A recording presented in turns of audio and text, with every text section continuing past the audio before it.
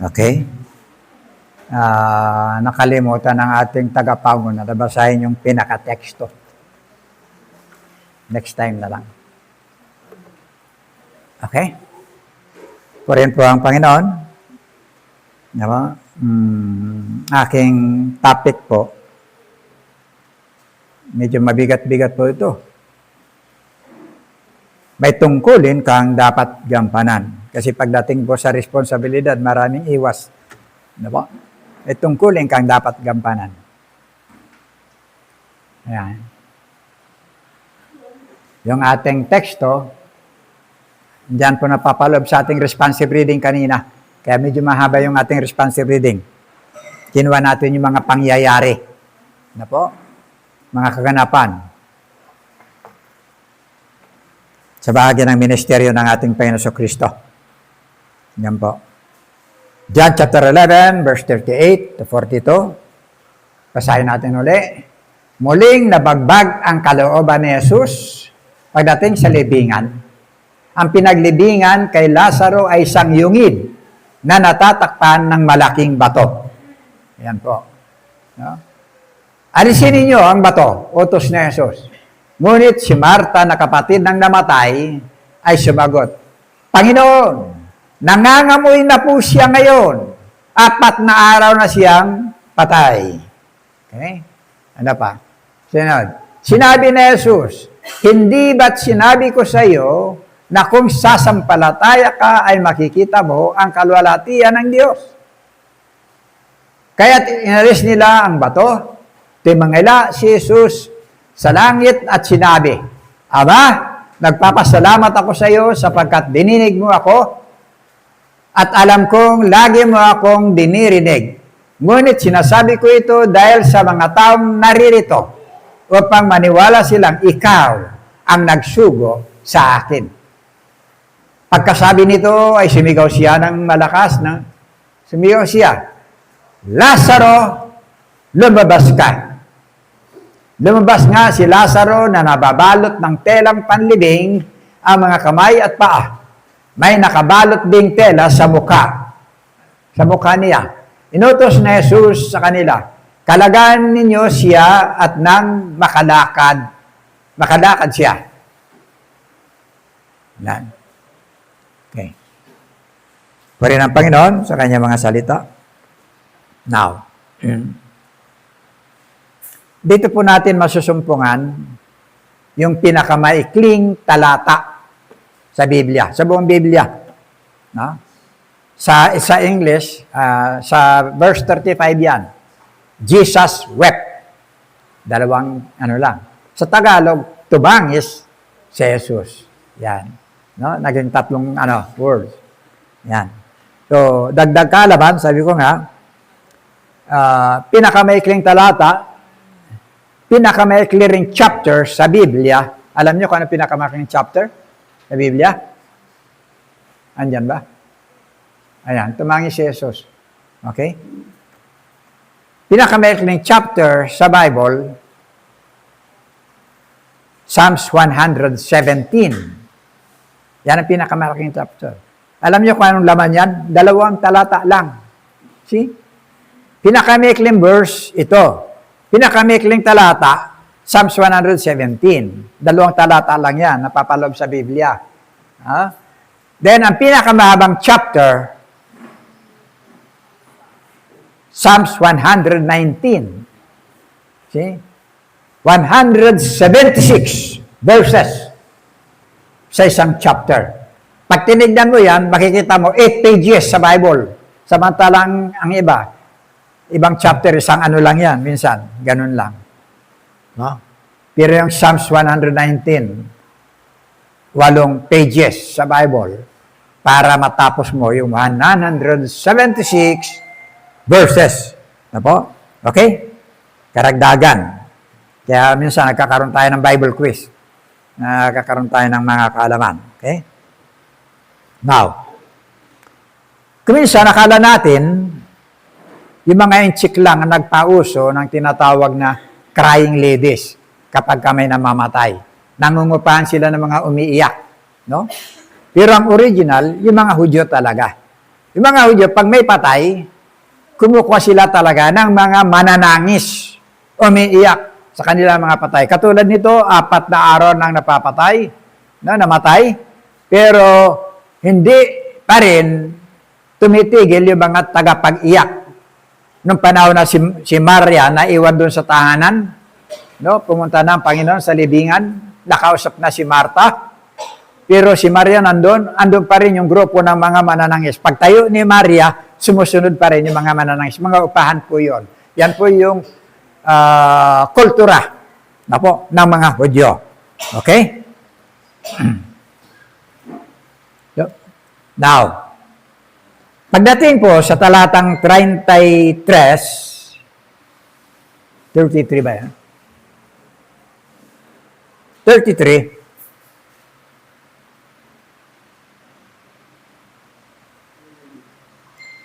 Yung kanyang, 38, I think, 38.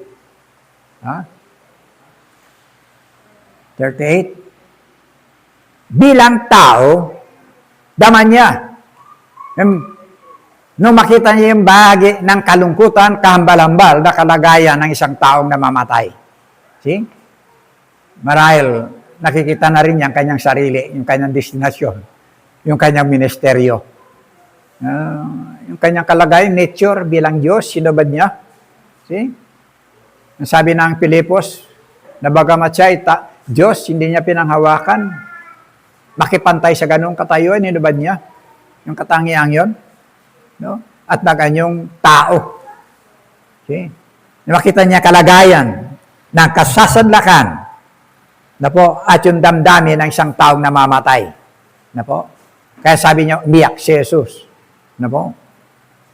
Sakay niya yung damdamin ng isang taong nawawalan ng mahal sa buhay. Okay? Pangalawa, alam niya kung sino si Lazaro sa kanyang buhay. Minamahal niya itong kaibigan. Mahal niyang kaibigan. Now, sabi dito, verse, dumating siya sa hangganan ng kanyang takda. Ito po yung kalagayan po natin. Lahat tayo. Sa ayong mat sa gusto, ano man ang kalagayan mo sa buhay. Lahat, marunong ka man, pero hanggang dyan lang sa libingan.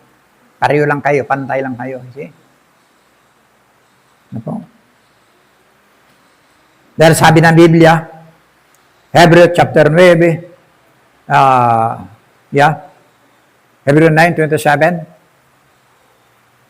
itinakda sa mga tao na minsan lamang mamatay at pagkatapos ay ang paghuhukom. Pansinin niyo yung dalawang napapaloob. Mayroon kang takda, mayroon pa rin kasunod na takda, paghuhukom. Okay? Unang takda, yun laman. Pangalawang takda, yung buhay mo, ang pagkukunan. Kung ano yung buhay mo, dito na ipinamuhay, yan din ang bahagi ng karugtong. Ay, makikita po natin dyan. Yun ang pinakamahalaga eh. Kaya sabi ko, malimit kong sabihin, kapag sa sinapupunan ka pa lang, preparasyon yun sa buhay na nandito. Sanglibutan. Pagdating mo naman dito sa sanglibutan, preparasyon naman yan para sa buhay na susunod. See? Pero maraming taong nabubuhay na walang preparasyon sa bahagi ng buhay na kasunod. See? Tandaan natin, yung takda sa susunod, hindi mo pwedeng ipabahala yan sa iyong mga mahal sa buhay. Di ba? Nabahala na sila. Pag namatay ako, may mga kamag-anak naman ako nagmamahal, may kaibigan ako nagagawa ng kaparang, wala na po. Kaya sinasabi ko, there is no life beyond the grave. Wala nang buhay na masusumpungan pagkatapos ng libingan. Wala na. Kasi nandun na yung takda, pumasok ka na sa takda, pagkatapos papasok ka pa sa pangalawang takda, paghukom. Kung ano ang buhay mo na ginampanan, yun din ang magiging buhay mo na kasunod. Yan po, malinaw. Na po? Pansinin po natin. Pakihanap po kapatid. Luke chapter 16. Start tayo sa verse 19 para makuha natin yung buong istorya.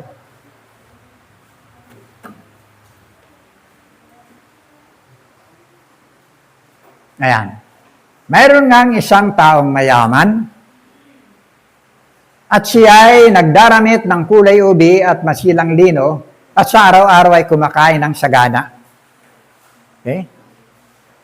At isang pulubi ng pangalay Lazaro, lipos ng sugat, ay inilalagay sa kaniyang pintuan at naghahangad na mapakain ng mga mumo na nangahulog mula sa dulang ng mayaman.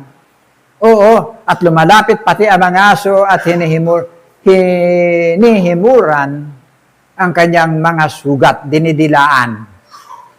At nangyari na namatay ang pulubi at siya ay dinala ng mga anghel sa sinapupunan ni Abraham at namatay naman ang mayaman at inilibing.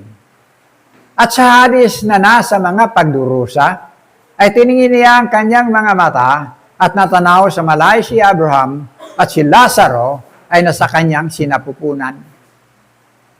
At siya ay sumigaw at sinabi, Amang Abraham, maawa ka sa akin at suguin mo si Lazaro upang itubog niya sa tubig ang dulo ng kanyang daliri at palabigin ang aking dila sapagkat naghihirap ako sa alam na ito.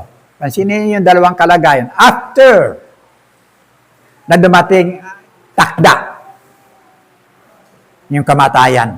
Kasunod nun, yun na, yung pag-aani mo ng bahagi kung anong ipinamuhay mo, ito na ang magiging kasunod. Kita natin. Yung isa, pasasa sa kayamanan. Pasasa sa bahagi ng buhay. Pinakita yung kanyang luxury, bahagi ng kanyang buhay, nagdaramit, mangmamahalin, kumakain ng sagana sa araw-araw. Imagine araw-araw. See? Sagana sa araw-araw. Tayo, tikim lang tayong sagana. Birthday, kasal, ganyan. Itong taon to, sagana sa araw-araw. Pero sa kabila ng lahat, magkaiba man ang katayuan, nagkaisa lang sila sa takda na kamatayan. Okay? Pangalawang takda, makikita natin, magkaiba na sila. Nakita ng mayaman, nandun si Lazaro sa lugar na kung saan inaaliw.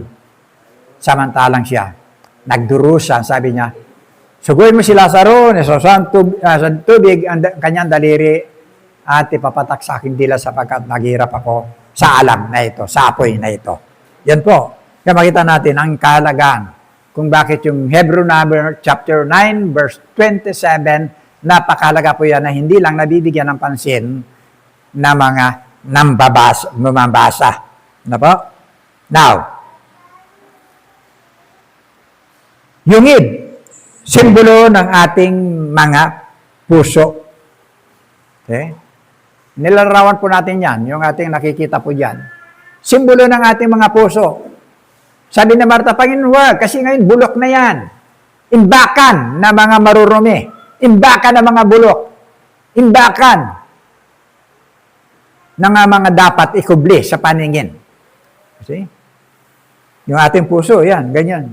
Mga sikreto, mga kung ano-ano. Di po ba? Andyan lahat. Diyan ang karumihan. Makita nyo? Yung ating dating Pangulo. Pag hinipo niya yung kanyang pisingi, yan. Pag gumanyan yan, may PI. Ganyan pansin nun.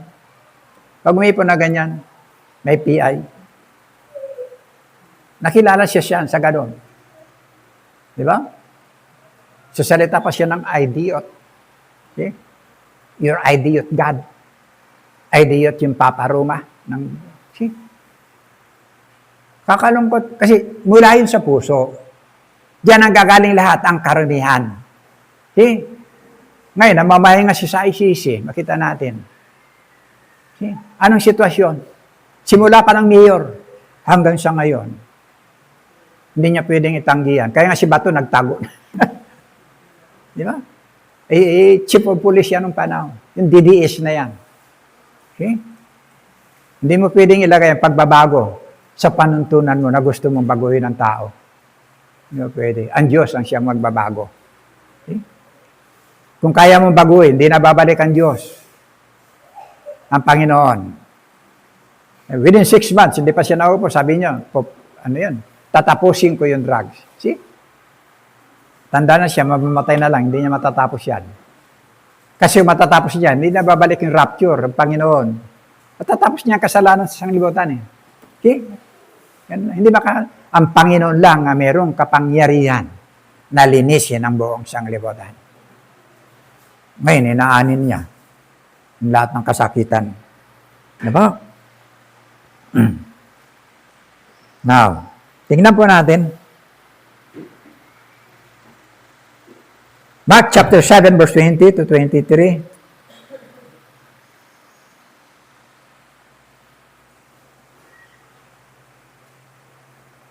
At ang sinabi rin niya, ang lumalabas sa tao ang nagpaparumi sa kanya sa paningin ng Diyos. Okay? Sapagkat sa loob ng puso, sa puso ng tao, nagmumula ang mga masasamang isipang naguudyok sa kanya upang makiapin, magnakaw, pumatay, mangalunya, magimbot, gumawa ng kasamaan tulad ng pandaraya, kahalayan, pagkainggit, paninirang puri, pagmamayabang, at kahangalan. Ang lahat ng masasamang bagay na ito ay nanggagaling sa puso at dahil sa mga ito ay nagiging marumi ang tao. See? Imbakan yung puso ng lahat ng mga karumihan. Kaya nilalarawan natin yung libingan ni Lazaro. Sabi naman, Panginoon, wag, kasi bulok na yan. Inuud na yan. Nangangamoy na yan. Wag. Ayaw niyang pahintulutan ang ating Panginoon Kristo na buksan at makialam. Tanggalin ang lahat ng karumihan. See? Yan po. Kaya sabi na 1 Corinthians chapter 6, Unang Korinto, kabanatang 6, talatang 9 at 10. Hindi ba ninyo alam na mga makasalanan ay walang bahagi sa karya ng Diyos? Yan po, yung dito. Ha? Huwag ninyong dayain ang inyong sarili habang nakikiapin, sumasamba sa Diyos-Diyusan, nangangalunya, nakikipagtalik sa kapwa lalaki o kapwa babae. Okay? Nagnanakaw, sakim, naglalasing, nanlalait ng kapwa, unang daraya ay walang bahagi sa karya ng Diyos. Lahat ng yan dito.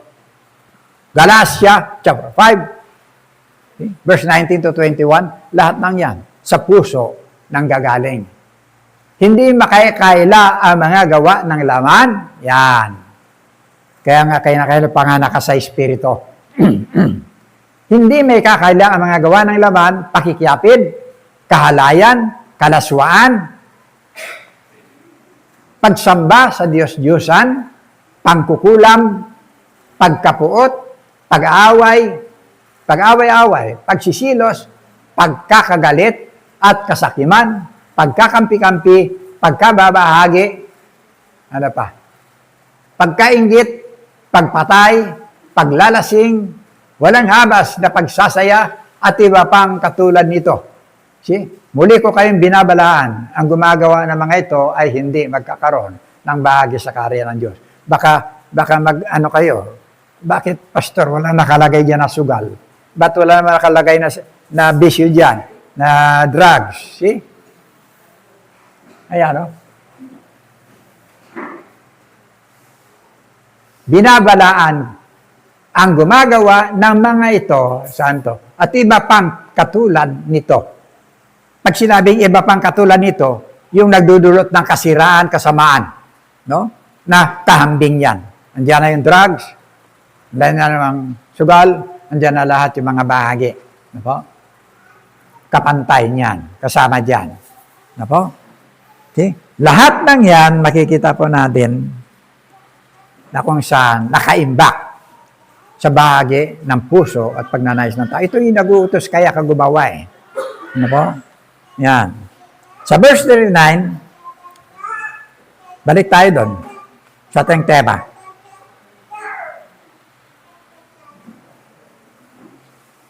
Alisin ninyo ang bato. Utos ni Jesus. Ngunit si Marta na kapatid ng namatay, sumagot, Panginoon, nangangamoy na po siya. 4 na araw na siyang patay. See? Nangangamoy na po siya. Sa halip na magtiwala, sinasansala niya yung bahagi ng gagawin ng ating Panginoon. Yun ang tinatawag na kawalang pananampalataya. See? Kawalang pananampalataya, marami po yan. Marami ng mga tao.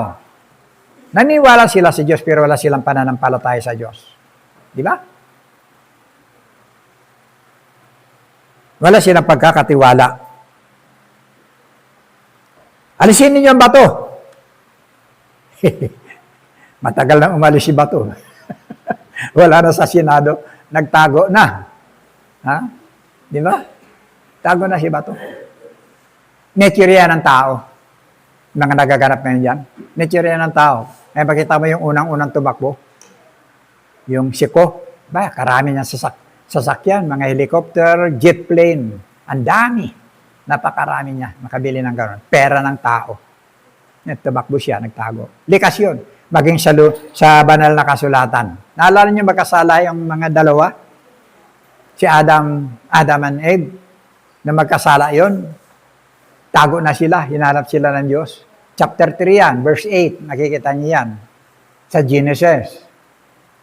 Hanap na ang Diyos. Adan, saan ka naroon? So, mag-iisip kayo. Diyos ito. Di ba niya alam kung saan si Adan? Alam niya. Kung saan si Adan. Kaya nga nandun siya eh. Alam niya, nandiyan lang si Adan. Adan, saan ka naroon? See? Tago na si Adan. Sabi niya, Panginoon, nagtatago po ako kasi natatakot po ako. Bakit ka natatakot? Ginawa mo ang pinagbabawal ko sa'yo? Kasi Panginoon, binalik niya sa Panginoon yung sisi. Kasi Panginoon, yung babaeng binigay mo sa akin. See? Yun daw nagbigay sa kanya ng pinagbabawal na huwag kainin. Pagdating sa babae, bakit mo ginawa? Kasi yung ahas, lusot-lusot, nature yan ng tao. Ganyan. Kaya ngayon, tatarantay mga investigasyon. Ang dami mga sinasabi, turo-turo. Diba? Nature. Sumagot si Marta na walang pananampalataya, nangangamoy na yan. See? Tinitignan niya yung mga bagay na parang imposible na hindi magagawa ng ating Panginoong Jesucristo. Ayan, marami mga ganyan. Ayaw isuko yung kanilang sarili. Ayaw ibukas ang kanilang sarili sa Panginoon. See? Para baguhin ng Panginoon ang kanilang mga buhay. Kasi meron silang mga bagay na iniibig. See? Meron silang mga bagay na itinatangi. Meron din dyan tatanggapin ng Panginoon. See? Lilinisin ng Panginoon. Pero meron silang nire-reserva. Panginoon, yung isang kwarto dyan, huwag mong pakikialaman. Ganyan yan. Kaya makikita nyo, may mga Kristiyano na hindi suko. May mga bagay na sila pa rin ang nasusunod. Hindi talaga nila pinagkakaloob sa Panginoon, yung kabuuan ng kanilang mga buhay. Meron silang mga reservation. Meron silang mga minamahal na hindi nila pwedeng ipagkatiwala sa ating Panginoon sa Kristo. Ito po yung larawan ni Marta. Ano po? Ayan. Now, sa verse 40,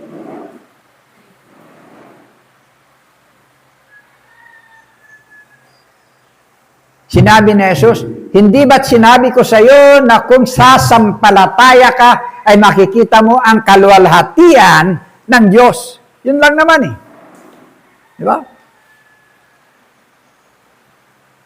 Pananampalataya. Yan po ang pinakamalaki na scoop na ilalapat mo sa bahagi ng iyong kaligtasan. Pananampalataya. Sabi dyan,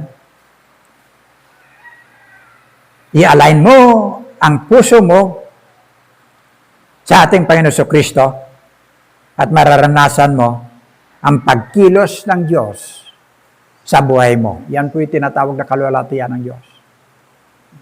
Sarili mo lang, hindi mo kayang baguhin. Ako yan, sinikap ko nung araw. Gusto kong mabago. May mga bisyo ako. Pero konti-konti mga bisyo ko, hindi katulad ng mga bisyo ng sanglibutan. Gusto kong alisin.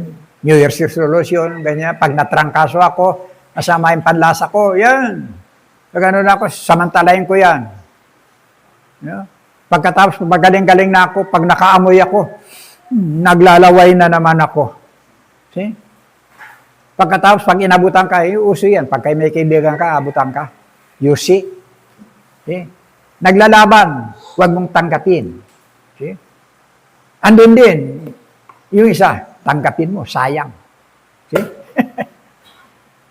O nakakain ka ng malangsa, ay, naglalaway ka, kailangan ko. See? Naglalaban. Yung bahagi ng laman at bahagi ng espiritu. Yan. Ano po? Kinakailangan mo lang i-align ang buhay mo sa ating Panginoong Jesucristo. Pakita kayo ng fluorescent bulb. Dalawa yung nandyan. Positive. Tama ba ako? Tsaka negative. Mahaba yan. Subukan mo isaksak sa ganyan. Kano na siya? Kung hindi naka-align yung kanyang starter, hindi naka-align yung bombilya, pihit ka lang ng pihit. No? Kikitap-kitap lang yun. Kisap-kisap na ganyan. Hindi mo madiretso siya na iilaw. Bakit?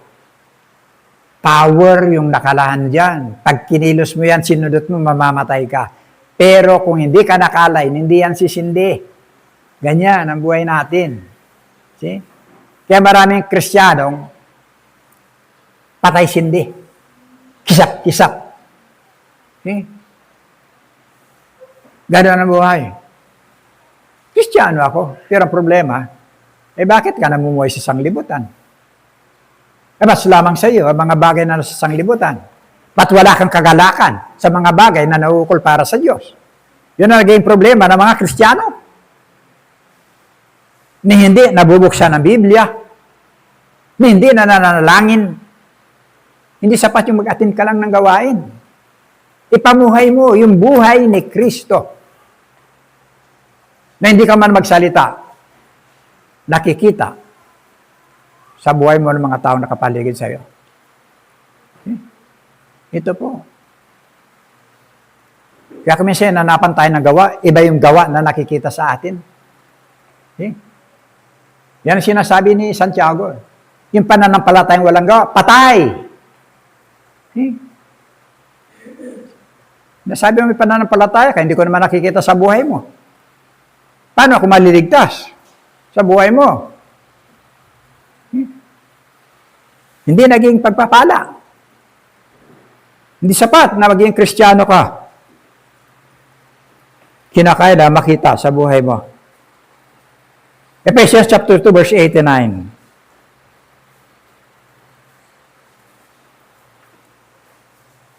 Sapagkat dahil sa kagandang loob ng Diyos, kayo ay naligtas. Hindi yan sa sarili natin. Hindi yan sa pagsisikap mo. Hindi yan sa bahagi ng kalating kayamanan mo, ipagkaloob mo kung saan. Hindi yan. Hindi nabibili ang kaligtasan. Hindi yan sa pagiging relihiyoso. Hindi. Marami dyan makikita mo. Kukunti lang tayo pero karamihan dyan tumitiwala, nagtitiwala sa kanilang mga relihiyon. Hindi natatanggapin yung salita ng Diyos. Kagandang loob ng Diyos, kayo ay naligtas sa pamamagitan ng pananampalataya. At ito'y kaloob ng Diyos at hindi mula sa inyong sarili. Bigayan ng Diyos, regalo ng Diyos doon sa cross. See? For God so loved the world that He gave His only begotten Son. Ang sino mang sumampalataya sa Kanya, hindi mapahamak kundi magkaroon ng buhay na walang hanggan. Napakasimple ng kaligtasan.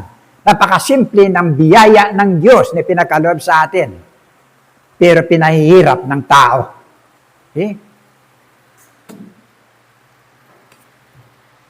patuloy na iniikayat, ibuli doon sa kanilang mga samahan, sa kanilang mga denominasyon, na doon ang kaligtasan.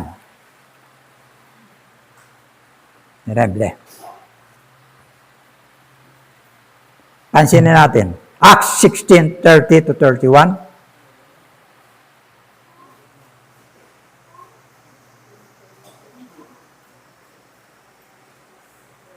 Sila inilabas niya at sinabi, "Mga Ginoo, ano po ang dapat kong gawin upang ako'y maligtas?" Okay? Sumagot naman sila, "Sumampalataya ka sa Panginoong Hesus at maliligtas ka, ikaw at ang iyong sambahayan." Okay? Damay pa lang yung sambahayan. Bakit? Dahil sa buhay mo. Diyan magmumula. Ito yung sundalo, gwardiya ng bilangguan. Matapos bugbugin ng taong bayan si Pablo at si Silas, pinagbintangan ng masama dahil pinagaling nila yung batang inaalian ng masamang demonyo na ginagamit na pagkakitaan ng nag-aalaga. Nung gumaling na at mapalayas yung demonyo, binugbog nila, pinagbintangan nila ng mali. Si Pablo at saka si Silas, na bilanggo, puro sugat yan, tapos nakakadina. Nung nandun na sila, nagpupuri sila sa Diyos, nananalangin, no? Umaawit ng mga papuri. Pagkatapos biglang lumindol. Paglindol, yun na. Namatay mga ilaw. Nabuksan yung mga libingan. Natakot yung gwardiya. Responsable din niya lahat. Magpapakamatay siya. Pero nakita nila Pablo, huwag mong gawin yan. Huwag mong saktan ang iyong sarili. Nandito kami lahat. Okay? Kaya doon, lumapit siya kila pa. Anong gagawin ko para maligtas? Sagot sa kanila, simple lang. Manampalataya ka sa Panginoon Kristo, maliligtas ka, ikaw at ang iyong sambahayan. See? Napakahalaga. Ito po yung ginawa ng Panginoon. Ginarantiya. Doon sa Lucas, Kabanatang 5, talatang 20-21. Yan po yan.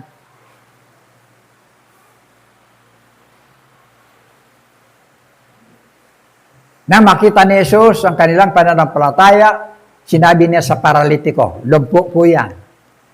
Kaibigan, pinapatawad na ang iyong mga kasalanan." Alala niyo lumpo yung kwento na yan? Di ba? Ang Panginoon nasa loob, punong-puno yan, hindi makadaan. Okay? Ang ginawa na may bit-bit sa kanya, binutas yung bubong. Doon idinaan para makadaan sa harap ng Panginoon. Okay? Nung makita ng Panginoon ang kanilang ginawa, yan ang sinabi niya, "Kaibigan," nakita niya, pananampalataya, "Kaibigan, pinatawad na ang iyong mga kasalanan." See? Pag tinuloy mo yan, makikita mo, andyan na yung mga katanungan. Sino itong taong ito? Ang karamihan dyan, tagapagturo ng relihiyon. Hawak nila yung kautusan ni Moises, 5 aklat ni Moises. Kautusan sa bahagi ng pagsunod sa Panginoon sa pananampalataya. See? Mga pare, ang karamihan dyan. Ganapin mo yung sinasabi ng kautusan na sinulat ni Moises. Diyan sila. Samantalang sa Panginoon, pananampalataya. Kaya sabi niya, sino itong taong ito? Na pati pagliligtas, pagpapatawad ng kasalanan, pinakikialaman, na walang ibang makapagpatawad maliban ang Diyos. See? Kaya nga niya ginagawa, dahil ang kanyang nature, ang kanyang pagparito, pagpapatawad. Diba?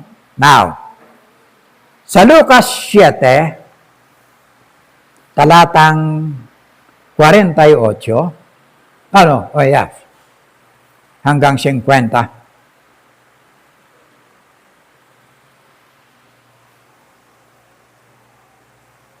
Look, yan. At sinabi niya sa babae, pinatawad na ang iyong mga kasalanan. At ang kanyang mga kasalo sa pagkain ay nagsimulang magtanong sa sarili, sino ba itong nangangahas na magpatawad ng kasalanan?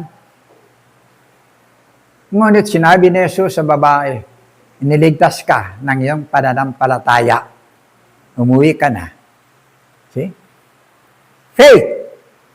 Kahit saan mo tingnan sa Bible, pananampalataya ang nagbubukas ng relasyon ng isang makasalanan para sa Diyos. Ano po? Dito makikita po natin.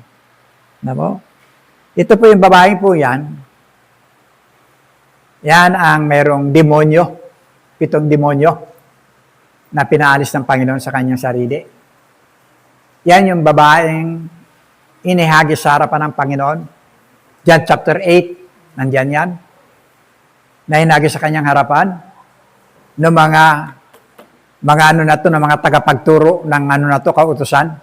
Di ba sa kautusan natin, si Moses, ang sabi niya ganyan, pagka nahuli mo, nahuli sa akto na nangangalo niya. Nahuling gano'n. Dinala nila kay Jesus para subukin din si Jesus. Di ba pinapatay sa bato? Anong ginawa ng Panginoon? Yumuko, sumulat sa lupa. Ganon-ganon lang. Tagal. Andiyan yung babae. Andito yung mga kalipunan ng mga umaakusa. Pagtingala niya, wala na yung mga tao. Sagot lang niya, kung sino sa inyo ang hindi nagkasala, ang siyang unang dumampot ng bato, ang siyang pumukol sa babae. Yun po kasi yung mga ano ng Hudyo, batas ng Hudyo. Pag nagkasala, pinapatay sa bato. Sa Roma, pinapapako. Yan. Kaya si Esteban, pinatay sa bato. No? Yan ang ano ng Hudyo. Yan po yung babae yan. Yan po yung nung maging mananampalataya, siya rin yung babaeng nagbuhos ng pabango sa paa ng Panginoon. Yan din ang babaeng nagpunas ng kanyang buhok. Okay? Nung inanyayahan ng ating Panginoon Kristo sa isang bahay ni Simeong Kitongin, na pero hindi binanggit yan. Simeong Kitongin po yun. Magaling na. Nanyayahan siya na doon magkumain. Nung kumakain na siya, culture ng mga Hudyo, pagbisita kita, hugasan ko yung paa mo. Lilinisin ko yung paa mo. Yan. Kaya ang sagot ng Panginoon, sabi niya, inanyahan mo ako rito, pero hindi mo hinugasan yung aking paa. Hindi siya inanyahan na kasama ko, pero hinugasan niya aking paa. Kasama ng kanyang luha, kasama ng pinunasan ng kanyang buhok. See? Kaya nagtaka sila dahil pumasok, bang propeta itong taong ito, dapat nakilala niya kung sino itong babaeng lumapit sa kanya. See? Pero hindi yun ang tinignan ng Panginoon. Yun ang babaeng yun, na pinatawad. Ito rin ang babaeng ito, na hanggang sa kauli-ulian ng kanyang kamatayan sa krus, nandun sa paanan ng kanyang krus. See? Ito rin ang babaeng ito, nang mabuhay ang ating Panginoon Kristo, andun siya kauna-unahan sa bahagi ng libingan ng ating Panginoon Kristo. Na dinatnan niya, wala na, nabuhay na. Ang sinabi sa kanya ng Panginoon, pumunta ka sa aking mga kapatid, sabihin mo sa kanila na nabuhay na ako.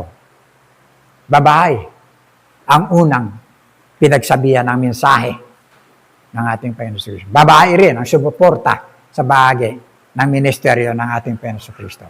Kaya makikita niyo yung mga kahalagaan ng babae sa ministeryo ng Panginoon. Ano po?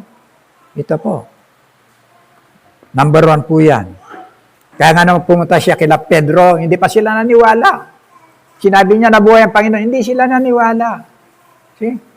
Pero nandoon. Now,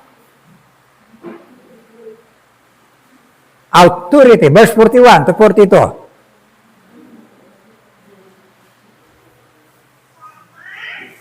Kaya inalis nila ang bato. Tumangila si Jesus sa langit at sinabi, Ama, nagpapasalamat ako sa iyo sapagkat dinig mo ako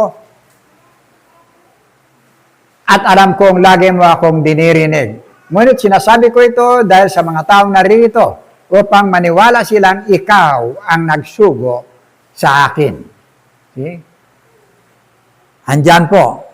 Pinakikita ng ating Panginoon Kristo yung kanyang authority at saka yung kanyang assurance, karapatan, at katiyakan, pagbibigay ng katiyakan. Ano po? Sa kanyang sarili.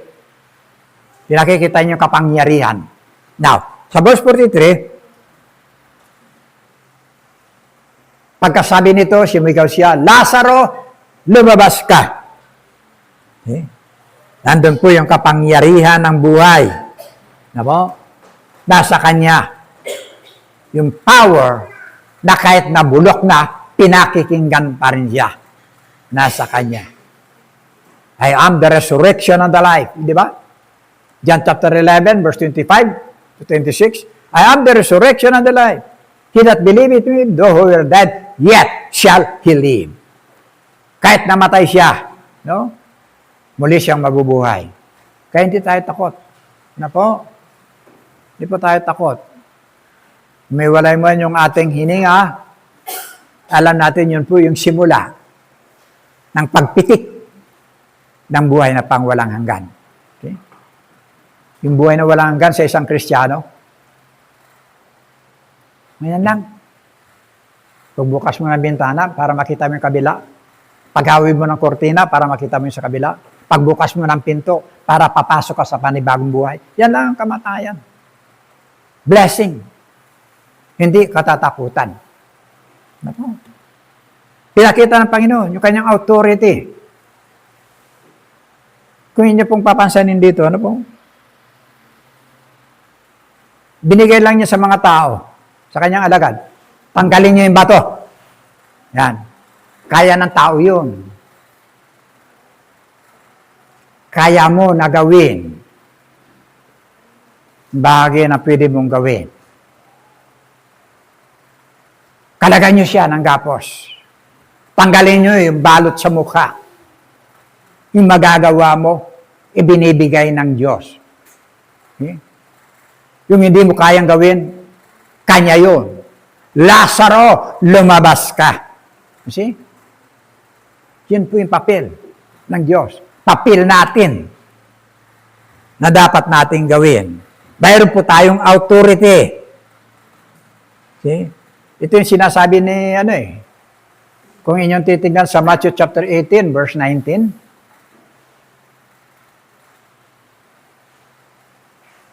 tumatalo na yata ako. Pero, yan. Okay?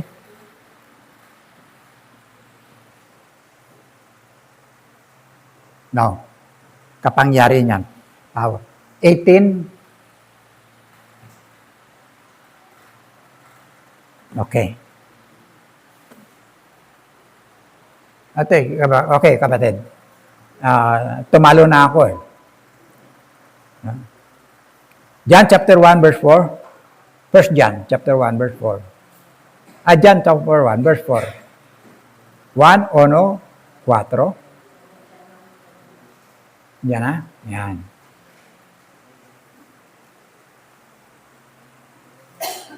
Ang ating Panginoon. Nasa Kanya ang buhay. At ang buhay ay siyang ilaw. Okay? Na lumiliwanag sa sanglibutan.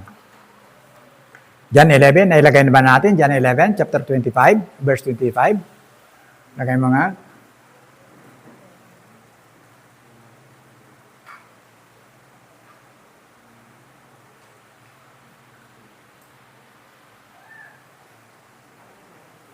Okay. Ang sinasabi diyan, John chapter 11, verse 25 to 26.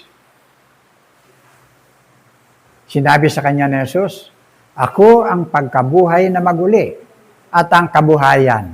Ang sumasampalataya sa akin, bagamat siya'y mamatay, gayon may mabubuhay siya. See? Andun po yung assurance na nasa atin. Ano? Yan. So, parin po ang Panginoon. Kanya ang authority, sa Kanya po yung kapangyarihan. Na po? Yun po yung sinasabi kanina, nakalagay kanina. Walang ibang pangalan sa silong ng langit.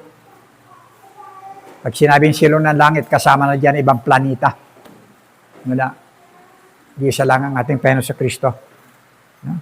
Walang ibang pangalan. Philippians chapter 1, chapter 2. Philippians chapter 2, verse 10 to 11.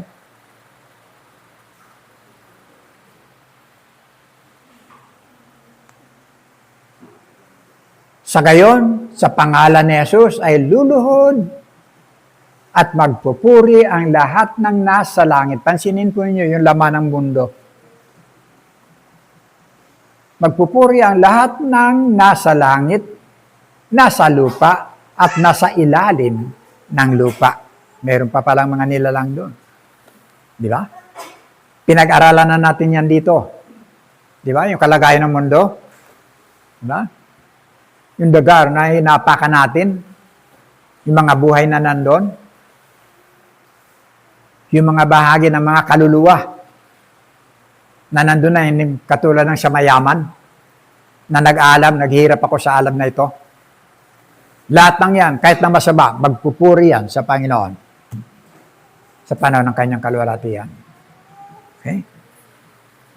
Now, pansinin po nyo yung pagkalag. Nung araw ito, pinagkaloob na sa mga alagad. Matthew chapter 16, verse 19.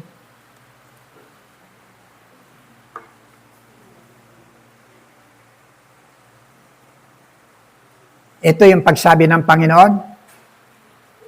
Ikaw, Pedro, sa batong ito, itatayo ko ang aking iglesia. Ibibigay ko sa iyo ang mga susi ng kaharian ng langit. Pansinin nyo. Ang bigat, di ba? Kay Pedro, ha? At anumang iyong talian sa lupa, ay tatalian sa langit. At anumang iyong kalagan sa lupa, kakalagan sa langit. See? Ang bigat ng papel ni Pedro, di ba? Okay.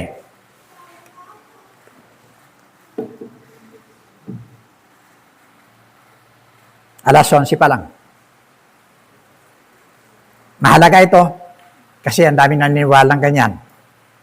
Ha? Na si Pedro may hawak ng susi ng langit. Paliliwanag natin. Na si Pedro ang binigyan ng susi ng langit. Ang sinamang kalagan niya dito sa lupa, kakalagan sa langit. Okay? Ang sinamang talian niya rito, tatalian din doon sa langit. Okay? Now, kung bubuksan ninyo ito, sa Matthew chapter 18, verse 18, makikita nyo na hindi lang si Pedro ang binigyan ng karapatan nito, authority. Ha? Tandaan ninyo, ano bang ipagbawal nyo dito sa lupa ay pagbabawal sa langit, at ang ipaintulot nyo dito sa lupa ay ipaintulot sa langit. Hindi lang si Pedro. Yung kanya mga alagad kasama rin. Now, paliliwanag natin. Dahil doon sa bahagi ng ginawa ng Panginoon, kalagan nyo siya ng tali. No? May part na bahagi na gagawin ka sa bahagi ng pagkalag, pagtali. No? Okay. Alam nyo, nung panahon na yan, wala pa ang New Testament, bagong tipan. Old Testament pa lang. Ha? Wala pa ang New Testament. From Matthew, wala pang naisusulat si Matthew, si Juan hanggang sa Revelation. Wala. Wala pa. Buhay pa ang Panginoon. Okay? Ang tanging may bibigay ng Panginoon, garantiya. Ha? Assurance. Sa bagay ng katotohanan na kanyang sasabihin. Yung kanyang itinuturo, yung kanyang ipinakikita sa kanyang mga alagad. Kaya dito nagdidepende yung kanyang mga alagad para isulat ang bagong tipan ng lahat ng kanyang ginawa. Kaya nga sabi ni Juan, sa huling talata ng Juan, kung isusulat yung lahat ng ginawa ng ating Panginoon Kristo, hindi kakasya sa aklat sa buong mundo. See? Wala pa sila. Tanging pangako pa lang ng ating Panginoon Kristo at mga bagay na kanyang ginagawa para makita ng mga alagad. Kaya kanina sinasabi niya, alam ko, sabi niya sa kanyang Aba, pero gagawin ko ito para sa mga tao na nakapaligid sa kanya. Kasama na yan, kanyang mga alagad. Pati yung kanyang paggawa ng alak, tubig sa alak. Ginawa niya yun dahil sa kanyang mga alagad. Hindi doon sa pangangailangan ng kasalan na nangyari doon sa Kanaan. See? Ginawa niya yun, para ang kanyang mga alagad, manampalataya sa kanya. See? Yan po. Hindi pa naisusulat ang bahagi ng bagong tipan. Now, paano maging maliwanag po ito? Pagkalag, pagtali. Ang dami nating binasa na assurance. Kaibigan, sinasabi ko sa iyo ngayon, pag manampalataya ka ngayon sa Panginoon, ang sabi ng sundalo, na Pablo sa sundalo, pag manampalataya ka ngayon, maliligtas ka. Yun ang assurance. Pagkalag ng tali. Pag manampalataya ka ngayon, bukas sa iyo ang kaharian ng Diyos. Pero kapag ka hindi, tinitiyak ko sa iyo, mapapahama ka. Yun po ang assurance, authority na meron po tayo. Na po, na pinagkaloob po sa atin. Kalagan niyo siya ng tali. Pero yung buhay na walang hanggan, sa kanya magmumula. Yan po. Hindi po yung nagbibigay na kung sino yung kalagan mo, piliin mo kung sino maliligtas, no, hindi po. Kundi sinong manampalataya, yun po ang iano natin. Kaya nga sa 1 Corinthians chapter 15, ito po yung bahagi ng katotohanan. Yung sinasabi ni Apostol Pablo, yung aking tinanggap, ipinapasa ko sa iyo. Yung kamatayan, pagkalibing at pagkabuhay ng ating Panginoon Kristo. Yun po yung Ebanghelyo. Yung susi po niyan, ay ito. See? Dito nakalagay. Wala ka man dadali sa sarili mo. Ano ba dadali mo sa sarili mo? Ha? Marites. See? Yun na pwede mong i-produce sa sarili mo. Magmarites ka sa buhay mo, di kaya sa buhay ng iba. Wala ka ng katotohanan na pwedeng dali. Ito. Yung nakasulat dito, I am the way, I am the truth, I am the life. At sino bang sa kanya tumanggap, pinagkalooban ng karapatang maging anak ng Diyos. Okay? Ang sino bang sa kanya sumampalataya, maliligtas. Bagamat ang hindi, mapapahamak. Yun po, yung pagtali. Pagpapakawala. Kung sino pong bigyan mo ng assurance dito, nakakatiyak po ng kaligtasan sa langit. See? Bawat isa sa atin, na po, bigyan karapatan na magkalag na po, ng buhay ng mga kasakitan. Ano po? Ano po yung bato? Kaya kanina, huwag nyo tanggalin. Kawalan ng pananampalataya. See? Yung bahagi ng tali, kalagan nyo siya ng tali. Ito po yung kapangyarihan ng relihiyon na gumagapos sa tao. See? Ano yung takip na nababalot sa ulo ni Lazaro? Ito po yung mga kinamulatan. Alam nyo? Kaya bulag sa spiritual. Hindi nila nakikita. Abay, may Diyos na totoo. Ang sabi ng Diyos na totoo, di ba? Ang Diyos ay spirito at nararapat siyang, ang hinahanap ng Diyos, ay nararapat siyang sambahin sa spirito at katotohanan. See? Anong ginawa ng tao? Kahirap sambahin ang hindi nakikita. Gumawa siya ng sariling larawan. See? Hindi naman yan larawan ng Diyos. See? Yun ang problema. Alisin mo yung mga bagay na takip sa mukha para makita nila ang katotohanan. Andito ang katotohanan. See? Pakawalan mo sila. Yun po yung sinasabi dito. Ang sinumang kalagan mo rito, kakalagan sa langit. Ang sinong talian mo rito, tatalian sa langit. Kaya mayroong mga nalala ko yung mga sabongero pag namatay, sasabihin ng mga nila, ayan, kikita na sila ni San Pedro. Di ba? Sila magsabong doon. Di ba? Yun ang kanilang paniniwala. Naalala nyo? Sabi ni ni Pedro sa Panginoon. Sasama ako sa iyo kahit sa kamatayan. Yan sinabi ng Pedro sa kanya, Panginoon. Ano sabi ng Panginoon sa kanya? Pedro, hindi titilaok ang manok. Sa madaling araw, ipagkakaila mo ako ng 3 beses. See? Ang explanation, paniniwala naman ng tao, si Pedro may manok. Di ba? May Texas si Pedro. Yung sinabi na yun, bagay na hindi titilaok ang manok, pagkakaila mo ako ng 3 beses. Nangyayari ngayon, si Pedro may manok. Texas, puti. Di ba?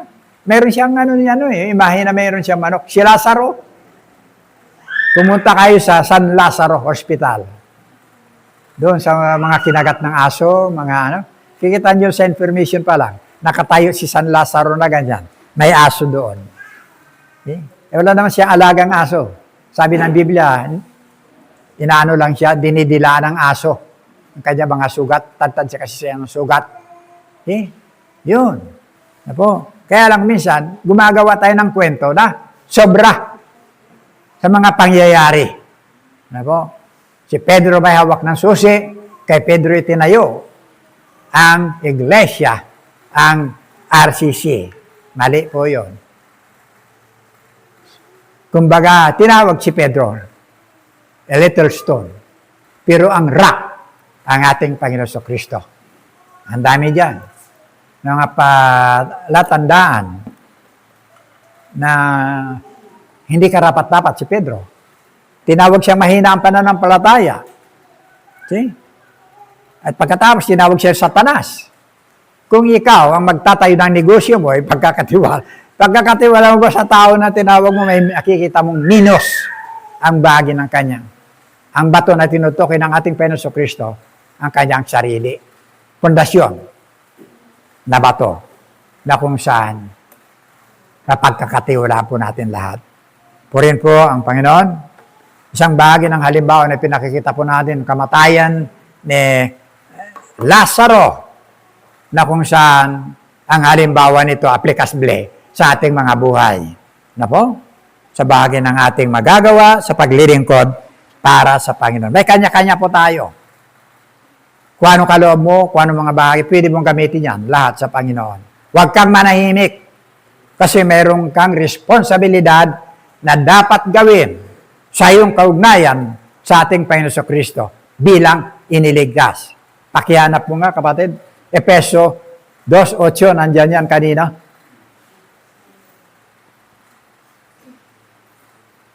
Talatang 10, Efeso 2:8. Sige, sunod natin.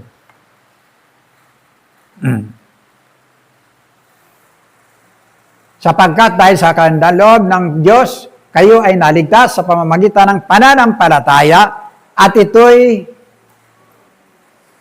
kaloob ng Diyos at hindi mula sa inyong sarili. Tuloy natin. Hindi ito bunga ng inyong mga gawa, kaya't walang may pagmamalaki ang sinawan. Panginoon, reliyoso ako. Panginoon, mabait ako. See? Panginoon, linggo-linggo na sa church ako. See? Hindi. Talatang 10. Hanapin mo na lang.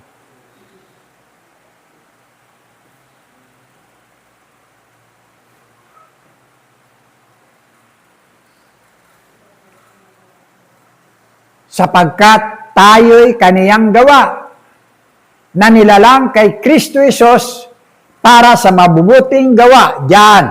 Yan na. Sa talatang 10, makikita natin, binigyan ka, nilibre ka sa kaligtasan. Lahat ipinagkalob sa iyo. Pero sa talatang 10, meron kang dapat gawin. Sapagkat tayo kanyang gawa na nilalang kay Kristo Jesus para sa mabubuting gawa na mga inihanda ng Diyos ng una pa upang siya nating lakaran. See? Kita nyo? Ito po yung bahagi. Hindi ka pwedeng manahimik. Mayroong inilagay sa yung yuk. Ano yung yuk na yan? Yung dito. Yung kalabaw para mahatak yung dito. Singkaw. Singkaw ba yan? Makakita kayo sa Maynila, may mga baka na naghahatak ng mga paninda ng mga may nakalagay dito. Meron po tayo kanya-kanya. Yuk dito na dapat mong dalhin. sa bahagi ng iyong buhay paglilingkod sa Panginoon. Meron kang dapat gawin. Ano yun? Matagal na yan. Mabuting gawa na mga inihanda ng Diyos nung una pa upang siya nating lakaran. See? Huwag kang manahimik. Mayroon kang trabaho. See? Yan tinatawag na bunga ng pananampalataya. See? Yung lahat ng yan. Manampalataya ka muna ng libreng pananampalataya binigay sa iyo. See? Pero mayroon kang gagawin. Yung gagawin mo, yung mga bagay na inihanda ng Diyos, noon pa. Ha? Nakahanda na yun sa'yo. Noon pa. Wala pang lahat ng bagay. Andiyan sa'yo. Efeso 1:3, pakiano mo nga. Diyan tayo magtatapos. Purihin nawa ang Diyos at Ama nating lahat, ating Panginoong Hesus Kristo, na siyang nagpada sa atin ng bawat pagpapalang ukol sa Espiritu sa sangkalangitan kay Kristo. See? Ibinuhos sa'yo. Simula sa langit. Lahat ng yan, pagpapala. Na dapat mong gawin, ipamuhay na po sa ating mga buhay bilang mga anak ng Diyos. Kaya wala kang wala akong kaloob, wala akong bahagi na mga katulad ni Pastor. No, meron ka. Meron ka. Ayaw mo lang. Ayaw mo lang. Malay natin, ngiti mo lang eh. Kabait ng taong yon. See? Kabait ng taong yon. Dala mo yung larawan ng ating Panginoon. See? Pag inanyayahan mo, hindi ka matatanggihan. Ganun lang yon. May mga kaloob tayo. Na po? Kung ito po ang pamamaraan kung saan kalaga natin, makikita natin ng mga bagay, ay makikita rin natin paano kikilos ang Diyos. Buhay sa bahagi ng bawat isa na hindi pa nakakakilala sa Panginoon. Magiging kasangkapan po tayo. Okay? Purihin po ang Panginoon. Tayo po ay manalangin. Amang Banal, salamat po sa mensahe. Isang payak na mensahe, pero naroon po nagbibigay ang Diyos ng bigat ng aming responsibilidad. Pagpalain mo po ito, at patuloy Diyos na gamitin sa aming mga buhay, na maging kasangkapan kami sa lahat ng kaparangan ng Diyos, at patuloy Diyos na kapagatid sa iyo ng mga kaluluwa sa iyong banal na paanan. Salamat po sa pangalan po namin, Penso Kristo. Amen. Amen.